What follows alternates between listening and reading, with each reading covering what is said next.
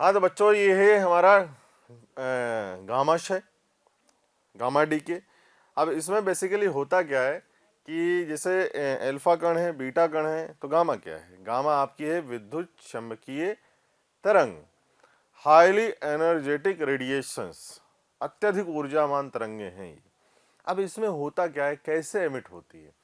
तो मैं आपको बता दूं कि जैसे आप इलेक्ट्रॉन की ऊर्जा का स्तर होता है ना कि के शेल में इलेक्ट्रॉन है, एल शेल में है, एम शेल में, एन शेल में, तो ऐसे ही नाभिक की भी ऊर्जा स्तर होते हैं इलेक्ट्रॉन की जैसे ही। अब इसमें क्या होता है कि जैसे नाभिक ने आपके अल्फा कण बाहर निकाले, गामा कण बाहर निकाले, सॉरी अल्फा कण बाहर निकाले, बीटा कण बाहर निकाले, तो ये उत्तेजित अवस्था में आ जाता है। कौन? नाभिक। जैसे इसने अल्फा कण बाहर निकाल दिए, गामा कण को या तो गामा कण निकाले या अल्फा कण निकाले, दोनों एक साथ तो निकालेगा नहीं। या तो मतलब बता दिया आपको, बात समझे कि जैसे किसी नाभिक ने अल्फा कण को, किसी अस्थायी नाभिक ने अल्फा कण को बाहर निकाला। अब जैसे वो अल्फा कण को बाहर निकालेगा तो वो क्या हो जाता है? एक्साइटेड स्टेट में, उत्तेजित अवस्था में। अब कोई भी निकाय हो वो अपनी मूल अवस्था में बना रहना चाहता है। कोई भी हो इस दुनिया, कोई भी निकाय हो वो अपनी मूल अवस्था में बना रहना चाहता है। तो ये उत्तेजित अवस्था से अपनी मूल अवस्था में आएगा, ग्राउंड स्टेट पे आएगा, तो ये क्या करता है? अत्यधिक ऊर्जावान की विकिरण उत्सर्जित करके मूल अवस्था में आ जाता है। और यही जो रेडिएशंस ये एमिट करता है, इसी को हम लोग क्या बोलते हैं? गामा तरंगे। ठीक है, गामा रेडिएशंस, गामा क्षय। और अच्छा ये है, इसकी फ्रीक्वेंसी भी क्या है? फिक्स है। आपको पता है कि दो ऊर्जा स्तर के अंतर होता है, तो उतने के बराबर ही उतनी रेडिएशन का निकलेगा। ठीक है, तरंग। तो यहां से क्या होता है, आपको हम लोग पूरी चर्चा इससे करते हैं कि जैसे ये आपका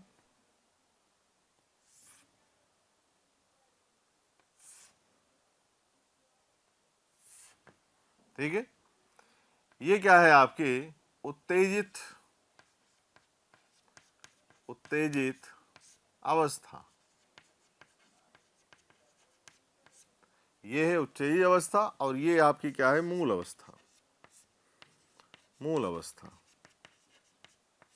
अब इतना तो जानते हैं आप कि n इक्वल टू 1 है, और ये n इक्वल टू मान सकते हैं क्या है? तो दूसरे शेल में जा रहा है, दूसरे शेल में जा रहा है। ठीक, तो यहां से जब ये यहां पर जाएगा दूसरे शेल के अंदर, तो ये क्या हो जाएगा? उत्तेजित हो जाएगा। अब ये क्या चाहेगा? उत्तेजित अवस्था में आ गए हैं तो हम नहीं रहेंगे यहां पर, हम कहां जाएंगे? वापस अपने ग्राउंड स्टेट पे जाएंगे। तो जैसे ये उत्तेजित अवस्था से आपके ग्राउंड स्टेट में जाता है, कहां से बेटा? उत्तेजित अवस्था से मूल अवस्था में जाएगा, यहां से यहां पर, तो ये क्या करेगा? रेडिएशंस को एमिट करेगा। आपको पता है कि जो दो ऊर्जा स्तर का अंतर है, उतनी एनर्जी का रेडिएशंस बाहर निकालेगा। और ये प्रक्रिया कितने सेकंड में हो जा रही है? कितने टाइम में? 10⁻⁻10 सेकंड में परफॉर्म हो जा रही है। यहां से यहां, कि पहले ये यहां से यहां गया ग्राउंड स्टेट से एक्साइटेड स्टेट में, यहां क्या हुआ? अनस्टेबल हुआ, अस्थायी हुआ, रहना नहीं चाहता इस अवस्था में। तो ये क्या करेगा? वापस अपनी मूल अवस्था में आएगा और एक रेडिएशंस को एमिट करेगा, चाहे वो अल्फा उत्सर्जन करके अनस्टेबल हुआ हो, उत्तेजित अवस्था में गया हो, या बीटा क्षय करके उत्तेजित अवस्था में गया हो। क्योंकि दोनों क्षय के बाद, मैंने पहले भी आपको बताया कि दो के बाद गामा रेडिएशन अपने आप ही निकल जाता है। क्यों निकल जाता है? क्योंकि जैसे जो नाभिक है वो अल्फा का क्षय करता है या बीटा का क्षय करता है, तो उसके बाद क्या होता है कि ये उत्तेजित अवस्था में आ जाता है उस, और उत्तेजित अवस्था में ये रहना नहीं चाहता है, तो वापस अपने ग्राउंड स्टेट में जाएगा। तो जैसे ग्राउंड स्टेट में जाएगा तो अपने अंदर से क्या करेगा, ऊर्जा को बाहर निकालेगा। और वही ऊर्जा गामा रेडिएशंस कहलाती है। अच्छा, इसकी फ्रीक्वेंसी भी फिक्स है। अब जैसे मान लीजिए ये N2 है और ये N1 है, ये यहाँ पर क्या है N2 और ये N1, तो संक्रमण कहाँ कहाँ हो रहा है, तो दो ऊर्जा स्तर का अंतर होगा उतनी ऊर्जा बाहर निकालेगा। तो यहाँ से लिखें अगर EN2 माइनस EN1, ठीक, इसको क्या लिख सकते हैं हम लोग, HF। तो EN2 माइनस EN1, तो फ्रीक्वेंसी क्या होगी उस रेडिएशंस की, EN2 minus EN1 divide by H, ये फ्रीक्वेंसी होगी। और ये जो रेडिएशंस निकल रही हैं ये गामा स्पेक्ट्रम में लाई करती हैं, ये गामा स्पेक्ट्रम में आती हैं। क्लियर है? तो और ये हाईली एनर्जेटिक रेडिएशंस होती हैं 1 मेगा इलेक्ट्रॉन वोल्ट। देखो मैंने लिखा भी है यहाँ पर, क्या लिखा है देखें, जब नाभिक अल्फा कण या बीटा कण का उत्सर्जन करता है तो यह उच्च ऊर्जा स्तर में उत्तेजित हो जाता है। सही बात। तो नाभिक का ऊर्जा स्तर इलेक्ट्रॉन के ऊर्जा स्तर के समान ही है, मतलब उसमें भी एनर्जी लेवल है, ठीक है, उनकी भी ऊर्जा स्तर है। सेकंड पॉइंट, यह उत्तेजित नाभिक पुनः अपनी मूल अवस्था में पहुंचने के लिए अत्यधिक ऊर्जावान 1 मेगा इलेक्ट्रॉन वोल्ट विकिरण उत्सर्जित करता है, जिसकी आवृत्ति इतनी होगी और यह विकिरण गामा स्पेक्ट्रम में आती है। तो समझ जाएं, कुल मिला के कहानी है कि जैसे अल्फा का क्षय हुआ या बीटा का क्षय हुआ तो जो नाभिक होगा वो उत्तेजित अवस्था में आ जाएगा। तो उत्तेजित अवस्था में रहना कोई पसंद नहीं करेगा, ठीक है, तो वो क्या करेगा, अपनी मूल अवस्था में वापस आना चाहेगा। तो क्या करेगा भाई, उत्तेजित अवस्था में तो मतलब एनर्जी ज़्यादा है, अब उतनी एनर्जी को बाहर निकाल देगा कि यार छोड़ मुझे जाने दे यार, मज़ा नहीं आ रहा यहाँ, घर पे जाने दे, तो आराम से घर पे जाके आराम फरमाएगा। तो अपनी मूल अवस्था में आना चाहेगा, तो रेडिएशंस बाहर निकालेगा, जिसकी फ्रीक्वेंसी कितनी होगी बेटा, ये फ्रीक्वेंसी होगी। ठीक, तो ये है गामा रेडिएशंस। अब इसको लिख लें वीडियो पॉज करके, फिर हम लोग अब लॉज ऑफ रेडियो एक्टिविटी पढ़ने जा रहे हैं। तो वीडियो पॉज करें बेटा, इसको लिख लें जल्दी से, स्पीड से। हाँ तो बच्चों, ये क्वेश्चन है आपके लिए। एक सोचा कि लॉ ऑफ रेडियो एक्टिविटी आगे पढ़ने से पहले हम लोग एक दो क्वेश्चन कर लेते हैं जो अभी तक पढ़ा है हम लोगों ने। तो ये क्वेश्चन क्या है कि रेडियो एक्टिव नाभिक, ये थोरियम है, परमाणु क्रमांक 90, द्रव्यमान संख्या 228 के उत्तरोत्तर क्षय के उपरांत विस्मित बन रहा है, उसकी परमाणु क्रमांक कितना है 83 और द्रव्यमान संख्या 212 में परिवर्तन हो रहा है। तो हमें क्या बताना, इस क्षय के उपरांत कितने अल्फा कण बने और कितने बीटा कण बने। ठीक है, क्वेश्चन आपके सामने, वीडियो पॉज करें, अटेम्प्ट करें, फिर साथ मिलके करते हैं। चलें करें, हो गया भाई, चलिए बेटा देखें।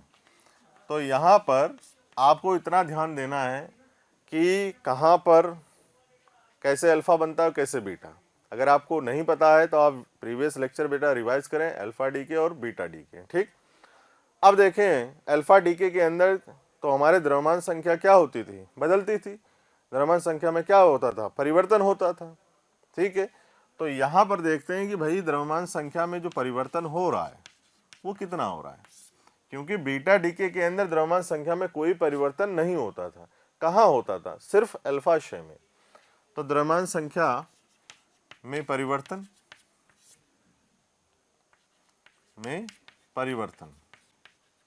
तो चेंज कितना है, डेल्टा है, ये है, पहले कितना था 228, अभी कितना है 212, कुल कितना हो जाएगा ये 16 का मतलब क्या है, अगर अल्फा कण जो कि क्या होते थे हीलियम हमारे 2He4, तो कितना होना चाहिए भाई, एक हीलियम के लिए 4 द्रव्यमान संख्या, तो कितनी द्रव्यमान संख्या 16। इसका मतलब क्या है कि 4 अल्फा कण उत्सर्जित हुए होंगे। तो अल्फा कणों की संख्या कितनी हुई बेटा, अल्फा कणों की संख्या कितनी हुई, कितने उत्सर्जित हुए अल्फा, 4 अल्फा। फिर परमाणु क्रमांक किससे बदल जा रहा है, 2 से। तो 4 का मतलब कि 2O इंटू 4 कितने हो जाएंगे 8। तो परमाणु क्रमांक में कितना अंतर होना चाहिए 8 का, लेकिन कितना है देखते हैं। परमाणु क्रमांक में अंतर कितना होना चाहिए 8 का, है कितना देखते हैं। 90 माइनस 83, यहां से देखोगे तो 7। ओ हो 8 तो है नहीं 7 है। इसका मतलब क्या है, इसका मतलब यहाँ पर एक बीटा क्षय भी हुआ जिसमें इलेक्ट्रॉन क्या हुआ है एमिट हुआ है। तो यहाँ पर भाई अगर ऐसे देखोगे 4 अल्फा कण उत्सर्जित हुए हैं तो परमाणु क्रमांक बदल जाना चाहिए 8 से, लेकिन बदल रहा है किससे 7 से। इसका मतलब क्या, एक इलेक्ट्रॉन भी एमिट हुआ है, एक इलेक्ट्रॉन भी एमिट हुआ है। तो यहाँ पर बीटा कणों की संख्या, ये आप बेटा तभी कर पाएंगे जब आपको अल्फा क्षय और बीटा क्षय अच्छी तरह से आएगा। तो आप प्रीवियस लेक्चर रिवाइज करें। बीटा कणों की संख्या कितनी होगी यहाँ पर 1, तो 4 अल्फा 1 बीटा, ये रही संख्या आपके पास। ठीक, क्लियर है यहाँ पर, देख लें यहाँ पर। ठीक है भाई, आगे बढ़े। चलिए वीडियो पॉज करें, इसको बेटा लिख लें, फिर हम लोग चलते हैं आगे। हाँ तो बच्चों ये दूसरा क्वेश्चन है अपने पास, और क्या कह रहा है ये, निम्नलिखित अभिक्रिया की किलो इलेक्ट्रॉन वोल्ट में अभिक्रिया ऊर्जा ज्ञात करो।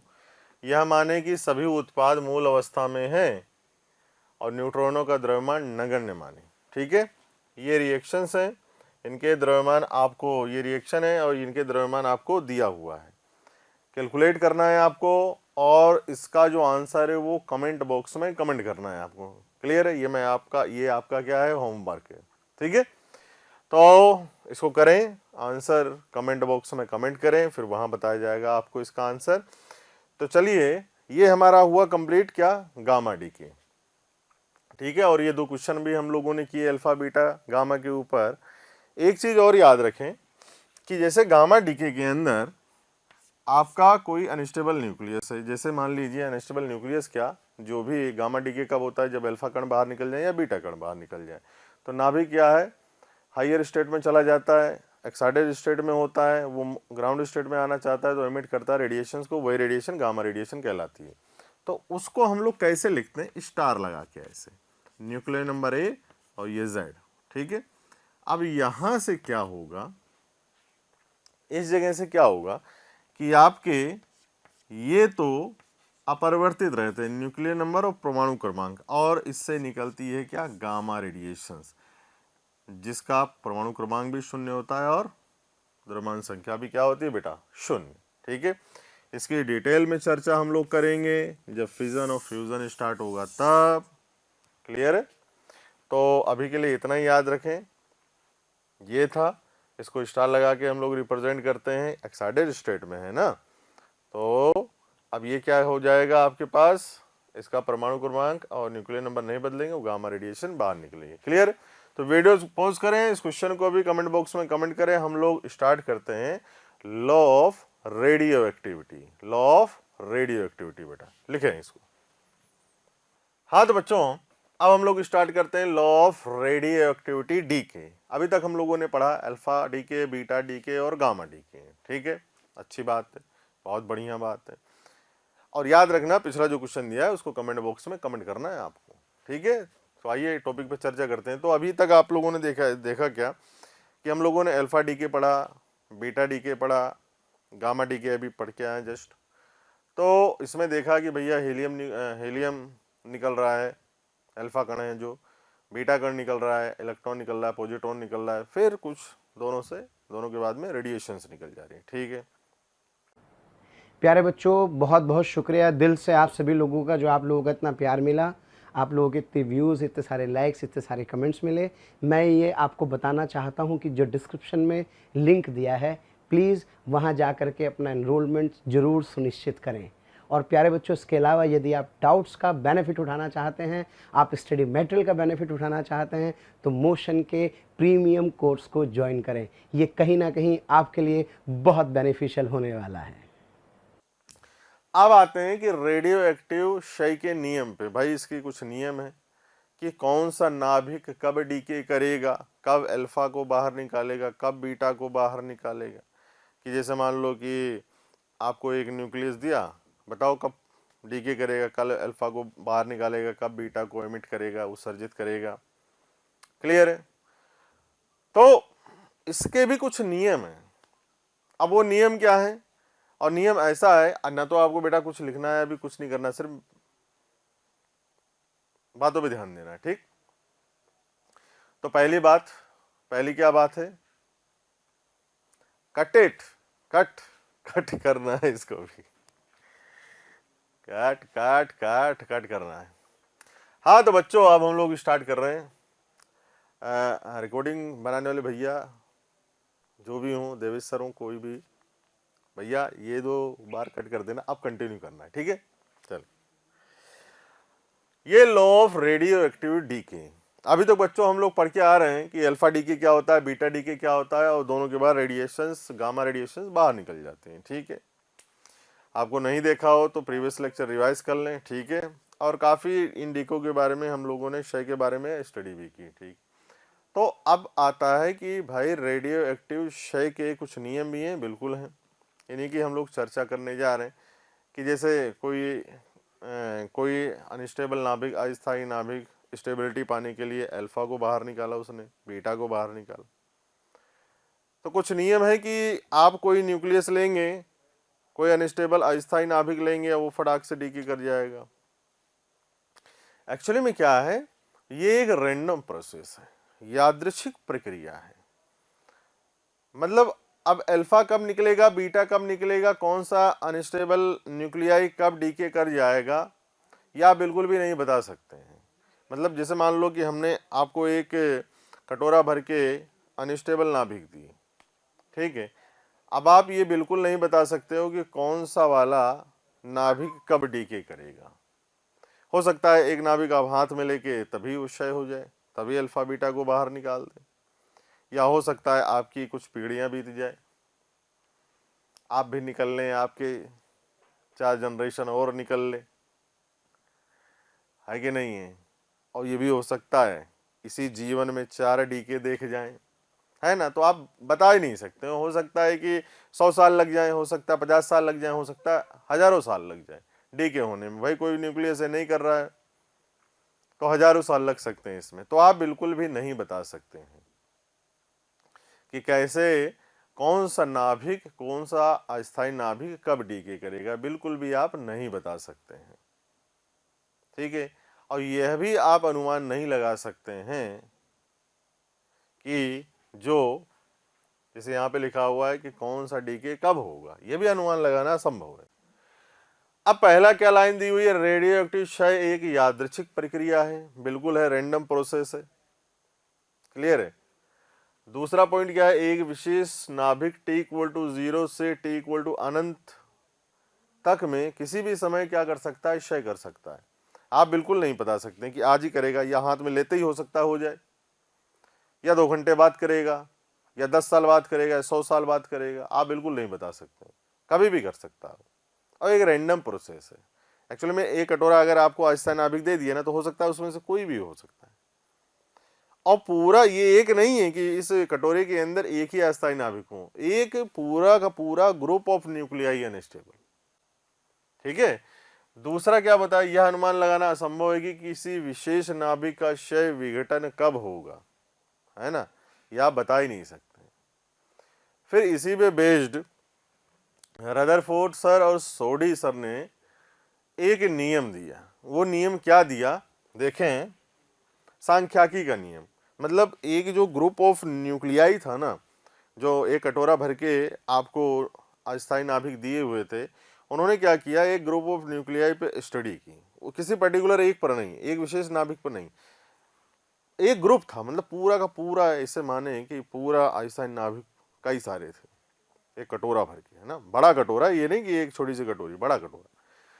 तो उन्होंने क्या हुआ, देखा और इसकी स्टडी की, जिसे हम सांख्यिकी का नियम भी कहेंगे आगे चलकर।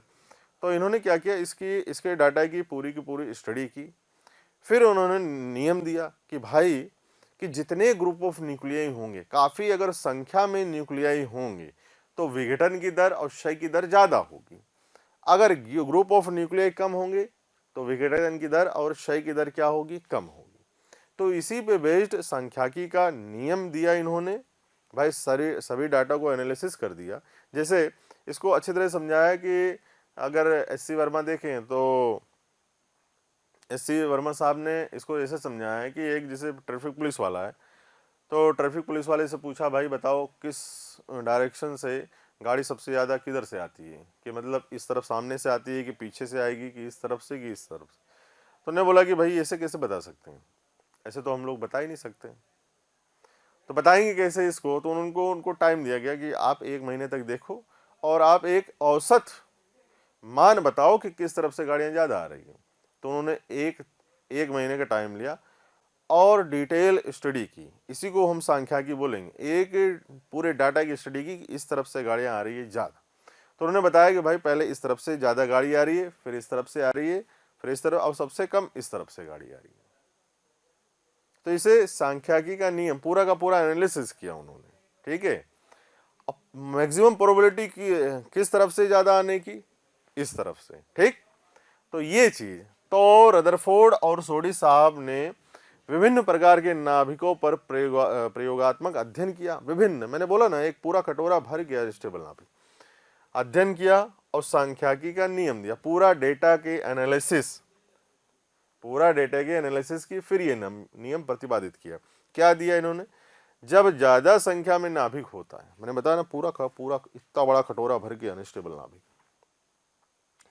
जब ज्यादा संख्या में नाभिक होता है तो क्षय की दर या विघटन की दर उस समय उपस्थित सक्रिय मतलब आशयित मतलब अनस्टेबल नाभिक, मैं बोल रहा हूं बार बार, अनस्टेबल नाभिक, सक्रिय आशयित रेडियो एक्टिव नाभिकों की संख्या n के समानुपाती होती है।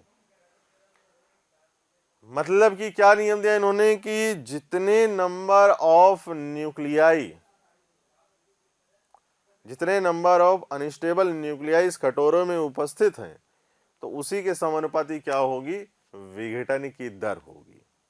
क्लियर है।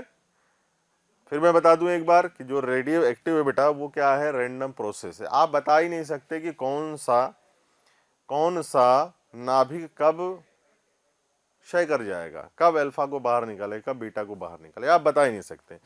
ये जो प्रक्रिया है t=0 से अनंत तक, मतलब जहां नहीं पहुंच पाए वही अनंत है, तो अनंत तक कभी भी हो सकती है। हो सकता है आपके जीवन में एक क्षय हो, यह भी हो सकता है आपके जीवन में एक भी क्षय ना हो, आपके बच्चे के टाइम हो, है ना, कि हमारे टाइम तो हुआ नहीं, हमारे बच्चे के समय हुआ, ठीक है। और हो सकता है 100 साल बाद हो सकता है हजारों साल बाद हो। आप बिल्कुल भी ये अनुमान नहीं लगा सकते कि कौन सा क्षय कब होगा। t=0 से t=अनंत में कभी भी हो सकता है। दूसरा, पूरे पर्टिकुलर डेटा की स्टडी हुई, फिर एक सांख्यिकी का नियम प्रतिपादित हुआ। वो नियम क्या कहता है कि भाई जो विघटन की दर है या क्षय की दर है, वो समानुपाती है उस समय उपस्थित अनस्टेबल नाभिकों की संख्या के, मतलब जितनी ज्यादा संख्या में अनस्टेबल नाभिक, जो सक्रिय नाभिक हैं, वो उपस्थित होंगे, तो विघटन की दर भी क्या होगी बेटा, ज्यादा। और अगर सक्रिय नाभिकों की संख्या कम होगी तो जो विघटन की दर है वो भी क्या होगी, कम। मतलब कुल मिला के कहानी ये है कि जैसे मान लें एक नदी में पानी भरा हुआ है, ठीक है। नदी में क्या पानी भरा हुआ है, एक तालाब में पानी भरा हुआ है, ठीक। तालाब लेते हैं, नदी में क्या पानी भरा हुआ है, नदी तो बहती है। तालाब में एक पानी भरा हुआ है और उस तालाब में, अब ये देखिए, मतलब शुद्ध तालाब है, ऐसा नहीं है कि नाले वाला तालाब, शुद्ध तालाब है, उसको पानी पिया जाता है, ठीक। अब उस तालाब से पानी पीने वाले लोगों की संख्या क्या होगी, ज्यादा। अब एक बाल्टी में पानी भरा हुआ है, वही पीने वाला है। अब बाल्टी से जो जितना पानी पी सकते हैं वो क्या है, कम। अब ये नहीं सोचना है इसमें कि सर हम दोबारा बाल्टी भर लाएंगे ना, एक ही बार, ठीक है। तो जितने ज्यादा संख्या में मात्रा होगी सक्रिय नाभिकों की, उतने ज्यादा संख्या में जो होगी, जितने सक्रिय नाभिक ज्यादा होंगे तो विघटन की दर उसके समानुपाती होगी, तो वो विघटन की दर भी क्या होगी बेटा, ज्यादा। और अगर मात्रा कम है, बाल्टी वाला, मात्रा कम है तो पीने वालों की संख्या भी कम ही होगी, क्योंकि पानी नहीं है तो पियोगे क्या, है ना। तो ये वाली चीज है।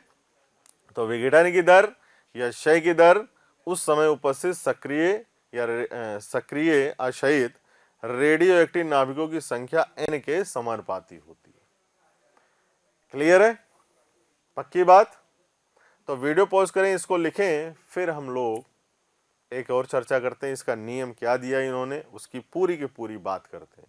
क्लियर है, तो वीडियो पॉज करें बेटा, लिखें इसको। चलिए, हो गया, हो गया भाई, लिख लिया सभी ने।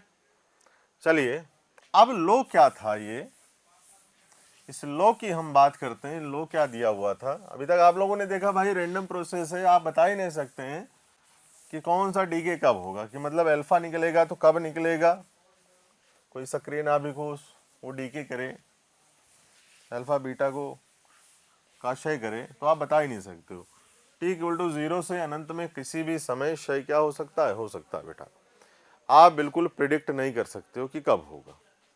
तो इसमें क्या लिया था, मैंने बताया था आपको कि एक कटोरा भर के हम लोगों ने क्या ले लिया, कई सारे नाभिक ले लिए, और ये नाभिक क्या है, सक्रिय हैं। सक्रिय मतलब करने ही वाले हैं, लेकिन कब करेंगे ये हमें बिल्कुल भी पता नहीं है। हमारे टाइम में करेंगे कि हमारे बाद करेंगे, पता चले हम निकल लिए और फिर डीके कर रहे हैं ये सब, तो आप बिल्कुल बता ही नहीं सकते हो, बिल्कुल भी नहीं बता सकते आप। ठीक है, तो ये क्या है, आपके एन नाभिक हैं, एन आशयित नाभिक। मतलब अगर इसको लिखे जाए तो क्या लिख सकते हैं हम लोग, सक्रिय नाभिक, सक्रिय। इन्होंने अभी बिल्कुल भी डीके नहीं किया है, मतलब कि अब हो सकता है कोई t=0 पे ही कर दे। ठीक है, मतलब कि जैसे अभी हम लोगों ने लिया हाथ में और कोई डीके कर जाए यहां से, तो माना क्या गया, अब लो बता रहे हैं, लो में चल रहे हैं, माना dn नाभिक, dn आशयित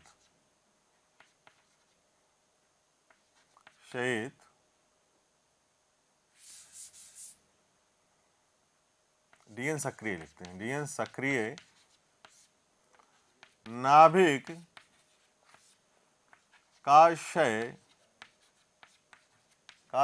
dt समय में होता है। क्या बोला गया कि कोई भी एलिमेंट है या कोई भी सक्रिय नाभिक है, उसका क्षय क्या हो रहा है, यहां पर dt समय में हो रहा है। dn सक्रिय नाभिक का क्षय कितने समय में हो जा रहा है बेटा, dt समय में। और कितने सक्रिय नाभिक हैं यहां पर, तो यहां पर कितने हैं, n आशयित सक्रिय नाभिक हैं आपके पास, है ना। तो यहां पर लिख भी लेते हैं, माना n आशयित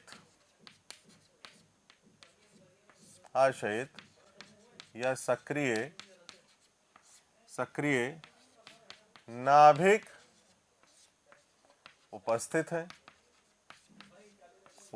है। तो n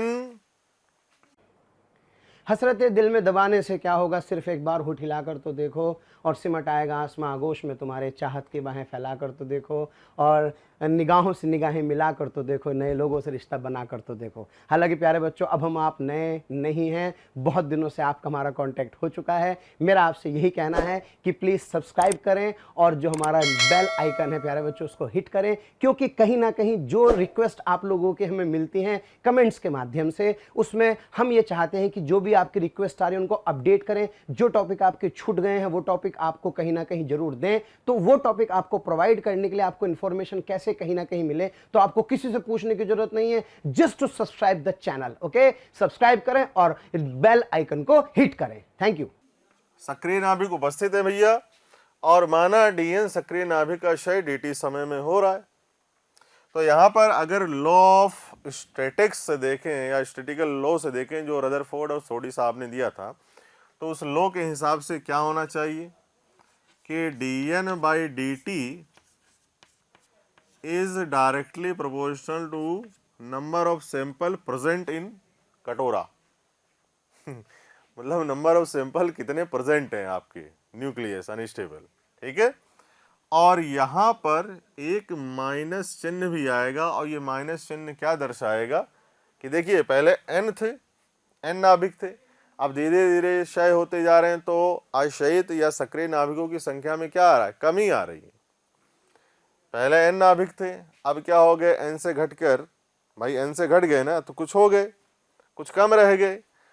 तो ये ऋणात्मक चिन्ह क्या दर्शा रहा है कि जो सक्रिय नाभिक थे उनकी संख्या में कमी हो रही है। पहले इतने थे, अब इतने बचे, हो सकता है हो गए हो तो इतने बचे, ठीक है।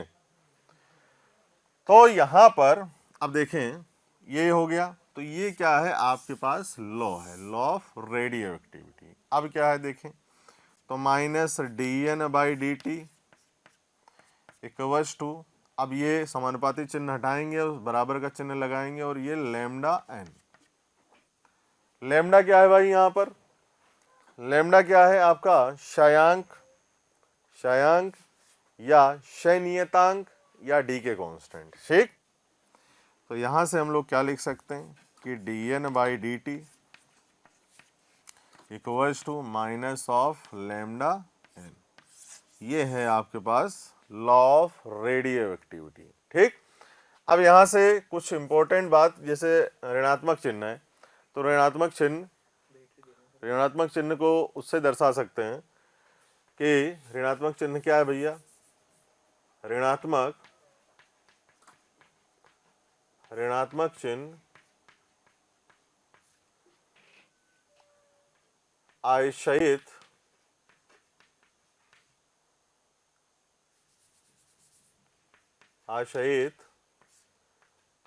नाभिकों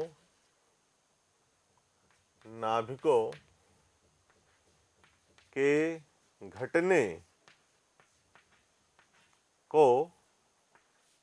को दर्शाता है, घटने को दर्शाता है, ठीक है। लैम्डा क्या है आपका, लैम्डा क्षय नियतांक या रेडियो एक्टिव नियतांक,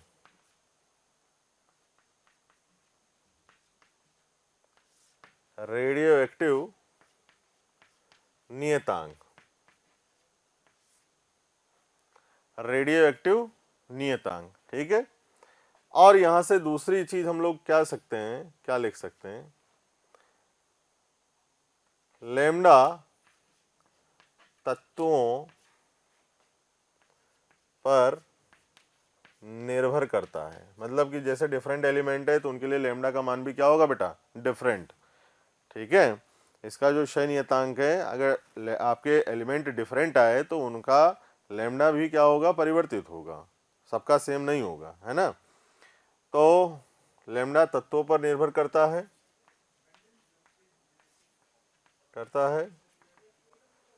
जैसे आइसोटॉप ले लें,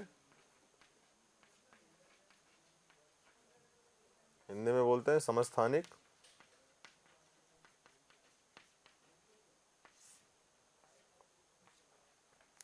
और भिन्न तत्वों के लैम्डा भी भिन्न होते हैं,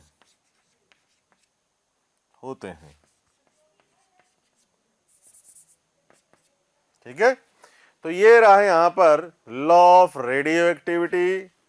यहाँ पर एक कटोरे में हम लोगों ने क्या लिया, n क्षयित सक्रिय नाभिक लिए जो डीके करने वाले हैं, लेकिन हम लोग प्रिडिक्ट नहीं कर सकते, बता नहीं सकते कि कौन सा नाभिक कब डीके करेगा।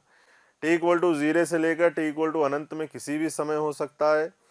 पूरे के पूरे ये इन पूरे रदरफोर्ड साहब और सोडी साहब ने इतने सारे पूरे सक्रिय नाभिक लिए, उनके डाटा की एनालिसिस किया, देखा कि कौन सा नाभिक कब कर रहा है या कितनी उसकी दर है। तो उन्होंने क्या देखा, अगर आपके पास सक्रिय नाभिकों की बहुत ज़्यादा संख्या है तो जो विघटन की दर है, जो क्षय की दर है, वो भी क्या होगी, ज़्यादा, और सक्रिय नाभिकों की संख्या कम है आपके पास तो विघटन की जो दर होगी वो भी क्या होगी, कम। अब इसी पे नियम दिया कि n सक्रिय नाभिक लिए कटोरे के अंदर, मान लिया कि dt समय में dn नाभिक क्या हुए, क्षय हुए। उन्होंने अल्फा बीटा को बाहर निकाला, तो ये है, तो dn बाई dt समानुपाती है किसके, नंबर ऑफ सैंपल प्रेजेंट इन, समझे। तो अब ये ऋणात्मक चिन्ह है, तो ऋणात्मक चिन्ह किस लिए आया है, ऋणात्मक चिन्ह सक्रिय नाभिकों की संख्या को घटने को दर्शा रहा है। इसकी जो ये सक्रिय नाभिक थे, कितने नाभिक थे अपने पास, n, तो n के जो क्षय हो गए हैं, अब मान लीजिए n 10 निकल गए हैं, 100 में से 10 निकल गए हैं, तो कितने बचे, 90। कितने बचे भाई, 90 बचे आपके, ठीक है। तो ये घट गया ना, पहले 100 थे, अब कितने हैं, 90, ठीक। तो इस घटने को दर्शा रहा है यहाँ से minus D N by D T equal to lambda N. तो और लैम्डा क्या है आपके पास, क्षय नियतांक, ठीक है, क्षय नियतांक है, और D N by D T क्या हो गया, equal to minus of lambda N. Clear है। तो ये फॉर्मूला आपके पास आ गया, ये फॉर्मूला आपके पास आ गया है। और ये हुआ, आप वीडियो पॉज करके इसको लिख भी सकते हैं। एक चीज़ और है कि मान लीजिए कोई आपको तत्व दिया हुआ है, जैसे यहाँ पर कुछ कोई एलिमेंट दिए हुए हैं, तो उनके लिए लैम्डा भी क्या है, नियत होता है, ठीक है। उनके लिए लैम्डा भी क्या है, नियत होता है भाई। मान लीजिए कोई तत्व दिया हुआ है, जैसे भिन्न तो कोई तत्व है, तो उनके लिए तो ये तो लैम्डा का मान भिन्न होगा ही। दूसरा, दिए हुए तत्व के लिए लैम्डा का मान नियत होता है, लैम्डा का मान नियत होता है। तो एक काम कीजिए, वीडियो पॉज करें बेटा और लिख लें इसको। चलिए लिखें। हो गया बच्चों, हो गया बच्चा पार्टी। देखें, अब हम लोग चलते हैं थोड़ा सा आगे में। जो हम लोगों ने अभी तक नियम देखा कि रेडियो एक्टिव क्षय का नियम क्या होता है, अब थोड़ी सी चर्चा आगे बढ़ाते हैं इसमें। तो लॉ ऑफ रेडियो एक्टिविटी हमने क्या देखा अभी तक कि भाई minus of D N by D T is directly proportional होगा क्या, एन। ये विघटन की दर या क्षय की दर किसके समानुपाती है, नंबर ऑफ सैंपल प्रेजेंट इन, समझ रहे हैं, बाउल या कटोरा या किसी भी सैंपल लिया हुआ है। ये तो एग्जाम्पल के तौर पे है, हंसी मजाक वाली कहानी है, कटोरे में ले लिया हम लोगों ने, कि मतलब number of sample that are present, ठीक है, वो उसके दर के समानुपाती होगा। तो यहाँ से हम लोगों ने क्या लिया कि भाई जो D N by D T है बराबर हो माइनस ऑफ लैम्डा। लैम्डा क्या है आपका, विघटन नियतांक या क्षय का नियतांक, जिसे हम क्षयांक बोलते हैं, या रेडियो एक्टिव नियतांक, ठीक। तो यहाँ पर ये तो क्या हुआ, लो, जिसे क्या कहा गया, रदरफोर्ड साहब का नियम,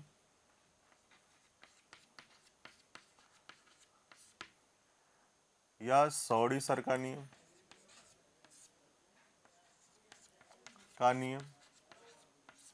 ठीक है। तो ये नियम था रदरफोर्ड साहब और सोडी साहब का। अब इसमें कुछ कंक्लूजन करते हैं, कुछ रिजल्ट्स निकालते हैं, क्या होगा भाई टी समय में कितने आशयित सक्रिय नाभिक बचेंगे, कितने नहीं बचेंगे, तो उन सबकी चर्चा करते हैं। आइए देखते हैं। तो क्या किया जाए, एक काम कीजिए, डी एन इधर और एन नीचे ले आए, equals to minus of lambda into D T. अब हम लोग क्या बोलते हैं, हम लोग बोलते हैं कि भैया t इक्वल्स टू 0 पर जो सक्रिय नाभिकों की संख्या है वो कितनी है, n नॉट। मतलब जो आज शहीद नाभिक हैं उनकी संख्या कितनी है, n नॉट। और t इक्वल टू t समय पर जो बचे हुए नाभिक हैं उनकी संख्या क्या होगी, तो उनकी संख्या हम लोगों ने क्या ले ली, n। भाई स्टार्टिंग में t इक्वल टू 0 पर अभी क्षय बिल्कुल भी नहीं हुआ है, तो t इक्वल टू 0 पर सक्रिय नाभिक कितनी, n नॉट। और t इक्वल टू किसी t समय पर कितने सक्रिय नाभिक बचे हुए हैं, तो उसका मान क्या ले लिया हम लोगों ने, n नॉट। अब यहां से हम लोग क्या करेंगे, रैंडम प्रोसेस है। अब हम लोग को क्या करना पड़ेगा, यहाँ से इंटीग्रेट। तो इंटीग्रेट करते हैं हम लोग, लेमडा को बाहर निकाल लिया, माइनस को बाहर निकाल लिया। t इक्वल्स टू 0 पर n की वैल्यू कितनी है, number of sample that are सक्रिय, n नॉट। और t इक्वल टू t समय पर n, ठीक है। अब जैसे dx बाई एक्स है तो इसका इंटीग्रेशन क्या होता है, समाकलन बेटा log x। तो ये log बेसी x, तो ये log n हो गया, dn बाई n है तो log n, और ये n नॉट टू n, ठीक। अब यहाँ से माइनस ऑफ लेमडा बाहर ही था, dt का इंटीग्रेशन समाकलन क्या होगा, t। भाई समाकलन क्या होता है, छोटे से बड़ा, बढ़ते हुए क्रम में छोटे से बड़ा। तो ये छोटा है, dx एलिमेंट है, तो ये बड़ा हो जाएगा t, और लिमिट 0 से t, ठीक। अब लिमिट पुट करते हैं, upper limit minus lower limit, तो ये log बेसी n माइनस n नॉट, इसी में वैल्यू रखनी है। अब log को मल्टीप्लाई करते हैं, देखें, और इसके साथ ये भी चल रहा है आपका minus of lambda t minus 0।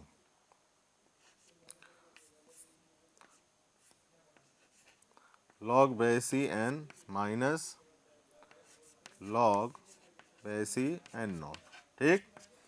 तो यहाँ से क्या हो जाएगा, माइनस इंटू लेमडा टी। अब ये तो क्या हो गया, माइनस माइनस और इसका माइनस प्लस लेमडा इंटू 0, ये हुआ। अब देखें यहाँ से log m minus log n, log m minus log n, log m upon log n, ये आ जाएगा आपके पास log n upon n not, ठीक है। बेसिक मैथ्स में पढ़ाते हैं log m minus log n, तो क्या होता है log m upon log n, और ये माइनस ऑफ लेमडा टी, ठीक। अब इसको क्या करते हैं हम लोग, log को उस तरफ दे दें, तो क्या आ जाएगी आपके पास, देखें, ये आ जाएगा आपके पास n upon n naught e की power minus of lambda T, ठीक। तो यहाँ से n equals to n naught e की power minus of lambda T. तो t समय में जो नंबर ऑफ सैंपल बचे हुए हैं वो इतने, t समय में जो नंबर ऑफ सैंपल बचे हुए हैं, जो सक्रिय नाभिकों की संख्या या अशयित नाभिकों की संख्या बेटा बची हुई है, वो कितनी है, इतनी है, ठीक है। तो इतने सक्रिय नाभिक अभी आपके कटोरे के अंदर बचे हुए हैं, क्लियर। तो ये लो आ गया हमारे पास। अब हम लोग यहां से क्या करें कि ग्राफ बनाते हैं, किसके वर्सेस, हम लोग ग्राफ बनाते हैं यहां पर n versus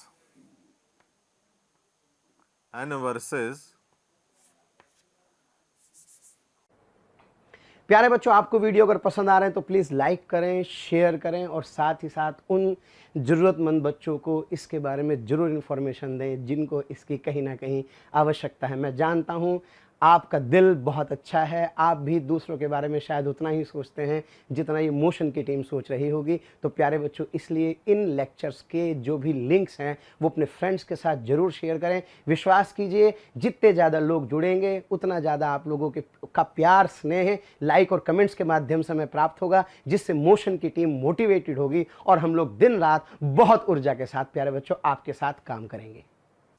n versus t और log बेसन वर्सेस टी का ग्राफ, टी का ग्राफ। ठीक है, तो देखें यहां से, तो यहां पर number of sample that are present, यह एन सिंबल है, एन। यहां पर क्या है, सक्रिय नाभिकों की संख्या, जो बचे हुए सक्रिय नाभिक हैं, और ये टी। ठीक है, तो देखें यहां पर t इक्वल टू 0 पर कितने सक्रिय नाभिक थे, n0। तो यहां पर ये, और e की पावर एक्सपोनेंशियल ग्राफ हमारे पास होता है ऐसे, इस हिसाब से। अब ये कब एक्टिविटी खत्म होगी कोई भी नहीं बता सकता भैया, कब ये एक्टिविटी खत्म होगी कोई नहीं बता सकता, अनंत तक जाएगा ये पूरा, पूरा का पूरा अनंत। ठीक, तो पहले कितने थे t इक्वल टू 0 पर, n0, n0 थे। ठीक है, और ये कब कंप्लीट होगा ये कोई नहीं बता सकता, अनंत तक है भैया। ठीक है, अब यहां पर एक और अजम्पशन मानते हैं, क्या, कि t इक्वल टू 1/λ पर, मान लीजिए कोई t का मान है 1/λ, उस पर कितने क्षयांक सक्रिय नाभिक बचे होंगे। देखें, तो ये है n इक्वल टू n0 और e की पावर माइनस लैम्डा लैम्डा। तो यहाँ पर कितना आ गया आपके पास, n इक्वल्स टू n0 और e की पावर, इससे इससे लैम्डा से लैम्डा खत्म, माइनस ऑफ 1। तो n0 और 1 अपॉन ई क्या आ जाएगा इसका मान, n इक्वल्स टू 0.368 n0, क्योंकि आपके पास क्या होता है, 1 अपॉन ई की वैल्यू होती है 0.367 समथिंग होती है, तो हम लोग क्या लेते हैं 8। ठीक है, तो 0.368। तो t इक्वल्स टू हम लोगों ने देखा कि भाई 1/λ टाइम पर कितने सक्रिय नाभिक बचे हुए हैं आपके पास, 0.368 n0, ये है आपके पास एक्सपोनेंशियल ग्राफ। अब आप देखें यहाँ पर कि जो पहले जो विघटन हो रहा है उसकी दर क्या है, ज़्यादा, फटाफट दे दे, देखो जल्दी जल्दी हो रहा है, जल्दी जल्दी हो रहा है, जल्दी जल्दी। फिर क्या हो रहा है, डिक्रीज कर गया, मतलब समय ज़्यादा लग रहा है लेकिन विघटन कम या नियत हो गया है यहाँ पर, समझ रहे हैं। तो पहले ज़्यादा विघटन हो रहा है, देखें कि नंबर ऑफ सैंपल बहुत कम बच रहे हैं, देखें खट खट खट खट खट खट खट खट। कुछ समय बाद जब यहाँ पे पहुंच जाता ना, तो नंबर ऑफ सक्रिय नाभिक कितने बचते 0। तो धीरे धीरे धीरे क्या कर रहा है, क्या होता जा रहा है, घटता जा रहा है, घटता जा रहा है, एक्सपोनेंशियल टाइप घट रहा है, बहुत बहुत तेजी के साथ, तीव्रता के साथ घट रहा है। लेकिन बाद में क्या हो जा रहा है कि जो विघटन की दर है वो क्या हो जा रही है, कम हो जा रही है, मतलब लाइक अनंत तक जाएगी। तो इससे क्या समझ में आया हमें, इससे हमें यह समझ में आया कि मान लीजिए आपके पास सक्रिय नाभिकों की संख्या बहुत सारी है, तो विघटन की दर भी क्या है, बहुत ज़्यादा, जल्दी जल्दी डीके होगा, जल्दी जल्दी डीके होगा। लेकिन जैसे सक्रिय नाभिकों की संख्या या आयशित नाभिकों की संख्या कम होगी, तो विघटन की दर भी क्या होगी, बहुत कम हो जाएगी, कांस्टेंट, देखें अनंत तक में होगी। क्लियर। तो ये हमारे पास n वर्सेस t का ग्राफ। अब हम लोग दूसरा ग्राफ बनाते हैं, log n वर्सेस t का ग्राफ। तो ये कैसे बनेगा, देखें, log of base e into n, और ये t का ग्राफ, ये कैसे बनेगा आपका स्ट्रेट लाइन। कैसा स्ट्रेट लाइन बनेगा, देखिए बताऊं मैं आपको, कि यहां से देखें इस लाइन से, तो यहां पर क्या था, जैसे log base e n minus log n naught minus of lambda T, minus of lambda T. तो log base e into n equals to minus of lambda T और plus log base e n naught. अब ये जो equation है आपको किस तरह से दिख रही होगी बेटा, फर्स्ट ऑर्डर रिएक्शन और y equal to M X plus C, straight line. ये क्या है आपका c, तो यहाँ पर क्या आ जाएगा, ये जो इंटरसेप्ट करेगा कटान बिंदु होगा वो धनात्मक होगा, देखें प्लस आ रहा है, धनात्मक वाई एक्स को कट करेगा और इस पॉइंट पे इसका मान होगा क्या, log base E N naught, ठीक है। और ये है y equal to M X plus C, जो ढाल है माइनस लेमडा और क्या है ऋणात्मक, मतलब ये जो है आपका, ये देखें थीटा है, ये जो ढाल है स्लोप, हिंदी में ढाल बोलते हैं इसको, हिंदी में क्या बोलते हैं बेटा, ढाल, और ये क्या है टेन थीटा, टेन थीटा, तो क्या है ये ऋणात्मक नेगेटिव, तो यहाँ भी देखें क्या है ये ऋणात्मक। और ये जो समीकरण है ये क्या है, first order reaction, order reaction.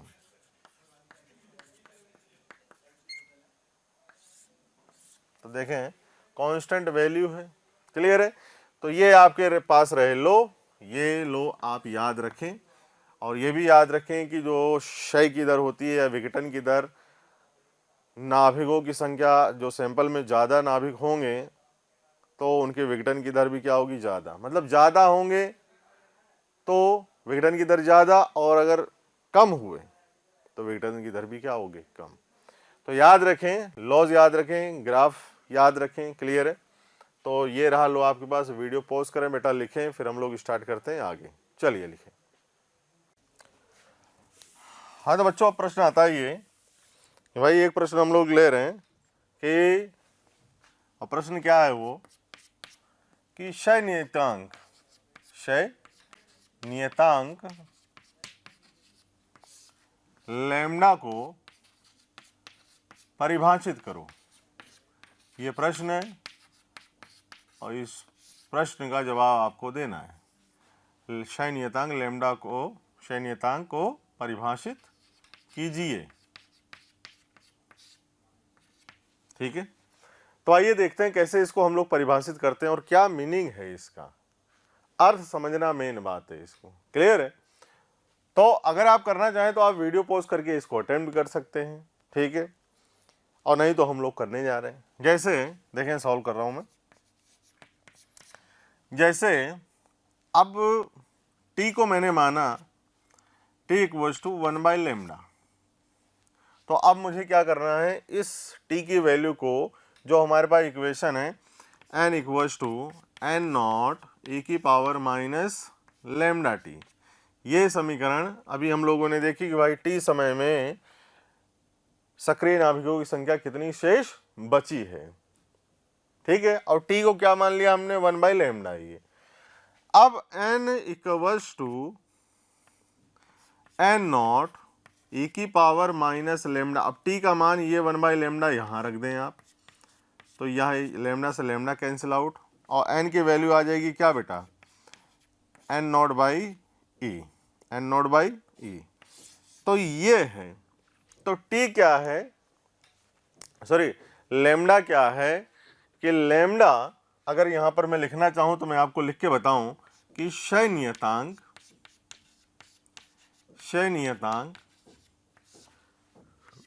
Lambda उस समय के व्युत्क्रम के बराबर है, किस समय बराबर है, अब बात कर रहे हैं किस समय की, जिस समय सक्रिय नाभिकों की संख्या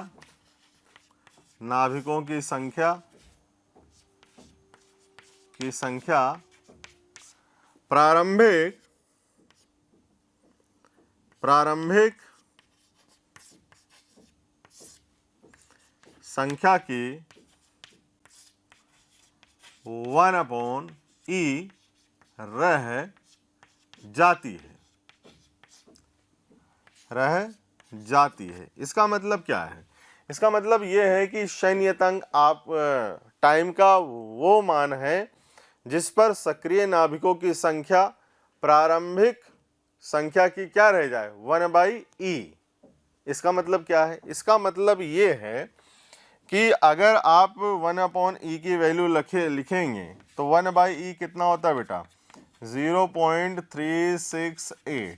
ठीक है, तो यहाँ पर अगर 1 इसमें पूछोगे तो यहाँ पर कितने बचेंगे? 0.368 एंड नॉट। तो हम लोगों ने कितना बोला था? प्रारंभिक मान क्या था सक्रिय नाभिकों का? N naught. फिर t इक्वल्स टू 1/λ में कितने सक्रिय नाभिक बचे? इतने। तो कितने शहीद हो गए? अर्थात अगर परसेंटेज वाइज देखें हम लोग, अर्थात 36.8% नाभिक सक्रिय नाभिक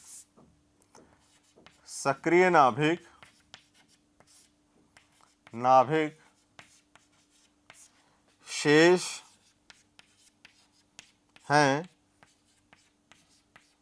या 63.2% नाभिक शहीद हो गए हैं। तो ये लैम्ब्डा की परिभाषा है, जो आपका क्षय नियतांक है उसकी परिभाषा है। टी इक्वल्स टू हमने कि जो क्षय नियतांक है समय का वह व्युत्क्रम है जिस पर 36.8% नाभिक जो हैं वो क्या हो जा रहे हैं? बच रहे हैं। जो सक्रिय नाभिकों की संख्या वो बची हुई है 36.8%, और 63.2% सक्रिय नाभिक क्षयित हो चुके हैं वो। तो ये है लैम्ब्डा की परिभाषा, क्षय नियतांक की परिभाषा। वीडियो पॉज करें, लिखें बेटा, फिर हम लोग स्टार्ट करने जाते हैं हाफ लाइफ, अर्ध आयु। ठीक है, चले बेटा। प्यारे बच्चों, अगर आपको लेक्चर पसंद आ रहे हैं और मैं आपसे कहता हूं कि आपको लग रहा है कि ये टॉपिक भी सर से ही पढ़ना है और आप उसके लिए कोई आपकी क्यूरी है या कोई भी आपके किसी भी तरह का प्रॉब्लम है, तो आप इस टोल फ्री नंबर पर संपर्क कर सकते हैं। टोल फ्री नंबर है 18002121 799 18002121 1821 799 18002121 799।